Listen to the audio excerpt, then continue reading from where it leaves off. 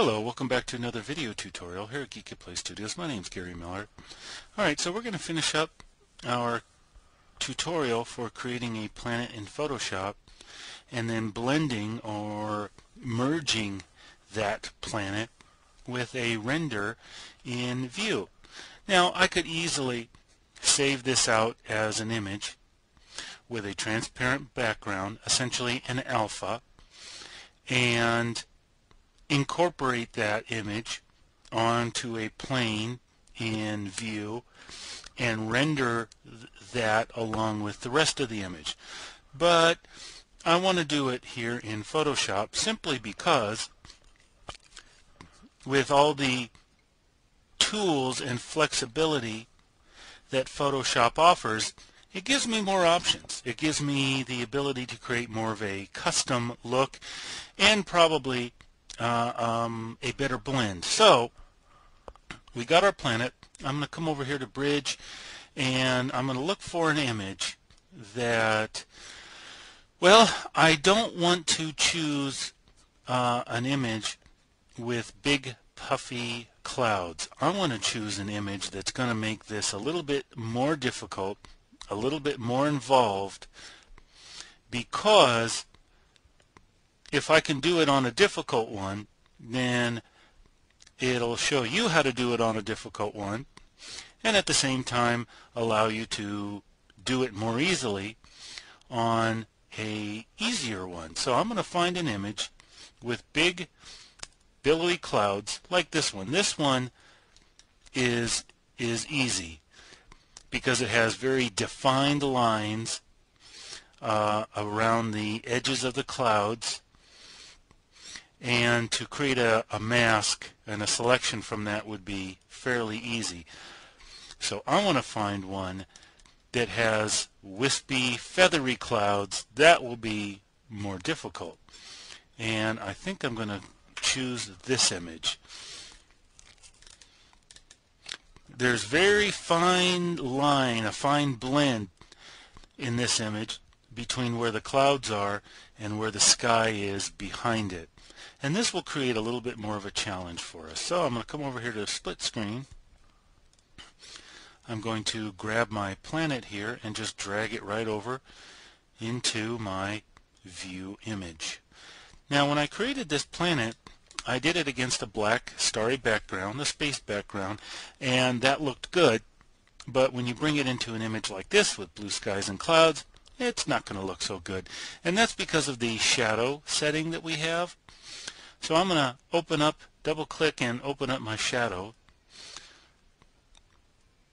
in my layer style. I'm going to click on the black color swatch because that's the color of the shadow we created. And I'm going to come over here and sample a portion of my blue sky, and now my black shadow has become blue. And I'm going to click OK. I'm going to click OK again, because now what I want to do is resize this to what I want. And that will work just fine. OK to that. Now I'm going to come back to Inner Shadow. Now I just have to play with the size of this until it's something that, till I arrive at something that I want. And I'm going to play with my light setting, the angle of the shadow, because in this image,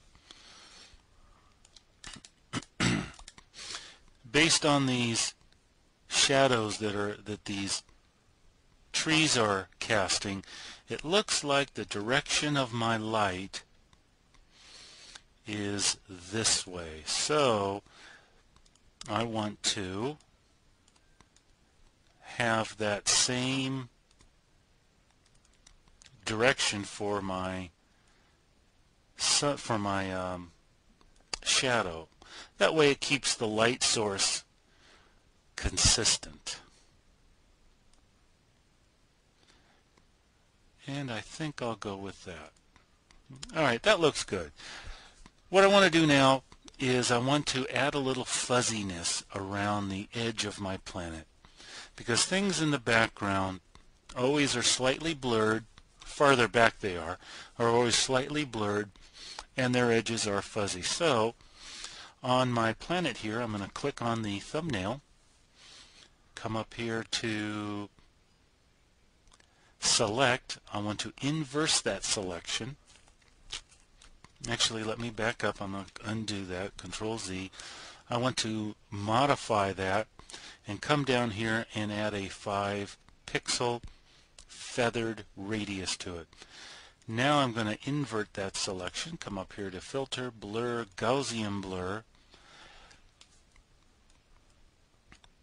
and I guess I'll go with a radius of 4, and I'll click and I'll hit my delete button. Now I will Control D to deselect that, and that has added a little bit of fuzziness to it. I want a little bit more fuzziness, so I'm going to Control Z and undo that. Now I still have it selected, and I'm going to run Gaussian Blur again. I'm going to hit delete and Control D to deselect. There we go. Now it's a nice fuzzy edge on my planet, and right as it is, it blends with my background. Of course, I need to put it behind my clouds. Probably what I'm also going to want to do is turn off the outer glow. I just don't think that's very realistic. Okay, what I want to do now is I'm going to create a copy of my background. What I have to do is put my planet behind all these clouds. I mean, in reality, your planet will be behind your clouds. The easiest way to do that is come up here to Select, and I'm going to click on my Color Range tool. Now I'm running CS4, so I think I have a few more options available to me than CS3, and certainly more than Photoshop 7. But you can still arrive at basically the same results. What I want to do is I want to select and click on my blue background, and the way the color range sampler works, let me click on the green. That will probably be easiest. I'm going to click on my green area, and if you look over here, the areas that are white are the areas that I am selecting. So I'm going to click on my eyedropper tool here with the plus, and now wherever else I click, I can add all these colors and these color ranges to the area that I am sampling. Notice that the sky up here has not been selected. I got a little dot right here, a little dot right there, but that's not a big deal. So this is the area that I am sampling, and it shows here that this is the area that is selected. And in CS4 I have various options to preview what my selection is. And I kind of like the quick mask mode. So I'm clicking on all these green areas and this area down here, and again the sky and the clouds are unaffected. So that's how the color range tool works. Well, what I want to do is I want to sample the sky because I want to put the clouds on their own layer. Create a layer just of clouds. So in my color range tool, let me click up here on my sky, and the blue portion here is what it is the part that I am selecting.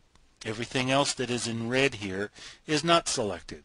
Over here in the tool, the areas that are selected are white. So I'm going to click and choose more sky, and notice that the clouds are not selected up here.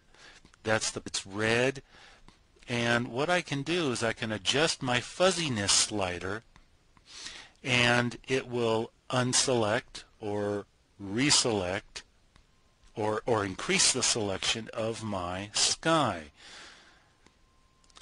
Well, something I've got here in CS4 is this localized color clusters.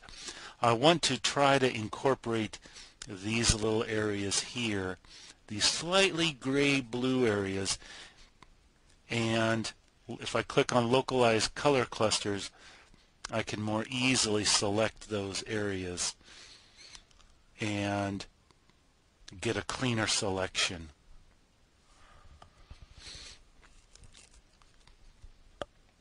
And I'm just going to play with my fuzziness slider until I get a nice feathery selection. And you know, that looks pretty good because my planet is going to be just about right in here, and now I will be able to have the areas that are in red covering my planet. So I'm going to click OK.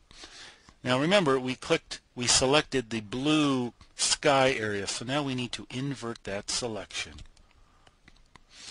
Now I'm just going to quickly click on my magic selection tool, right click, and create a copy. Now let me turn everything off, and now we have the image with the clouds up here but minus the sky in the background. So let me click on my planet here, and I will drag this copy underneath that new one that we just created. And look at that, I can move my planet around and still have the clouds covering it.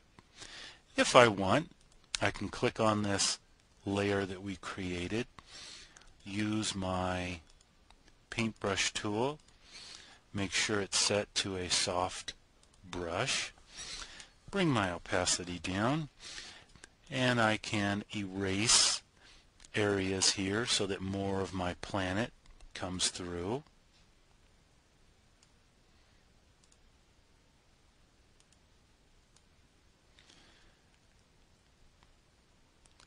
You really have a great deal of flexibility here doing this in Photoshop versus using this as an alpha plane and rendering it along with the rest of your image in view. And that looks pretty good all by itself, but I want to take it a little bit further, and I want to create a layer mask onto this. So I'm going to come down and click on this little icon right here. And with my foreground color set to white, background color set to black, I'm going to come over here to my gradient tool. Now, if you don't see your gradient tool, all you see is a paint bucket tool, just hold your mouse button down, your left mouse button down, and this flyout window will appear, and click on your gradient tool. I want the first one here, which is linear. I want foreground to background as my selection. And I'm just going to hold it down, and then stretch it to the end of my image. No, I don't like that. I want more of my planet. A little bit less. A little bit more than that. There we are. And now my planet blends very nicely into the background. I think I'm going to click on that to select the planet, create a new layer above that, and I want my default colors. I want white as the foreground. I'm going to select a soft paintbrush. There we go. I'm going to bring the opacity way down, and let's just see what happens if we paint a little white onto that, because I think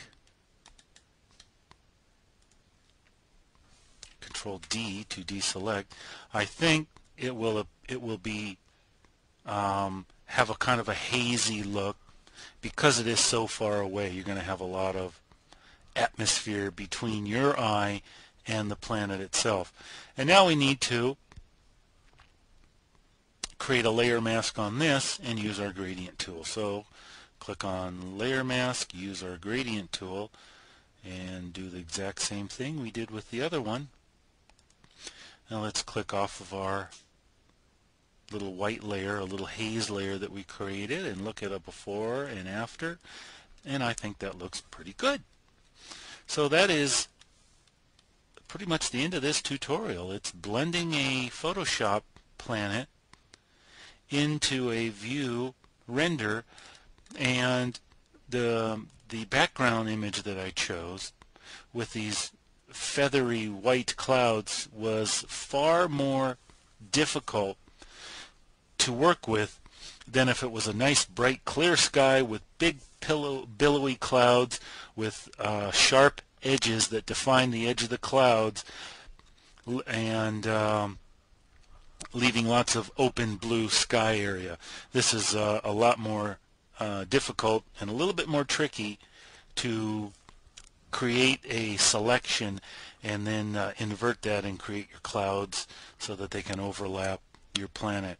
So I think I have done a very good job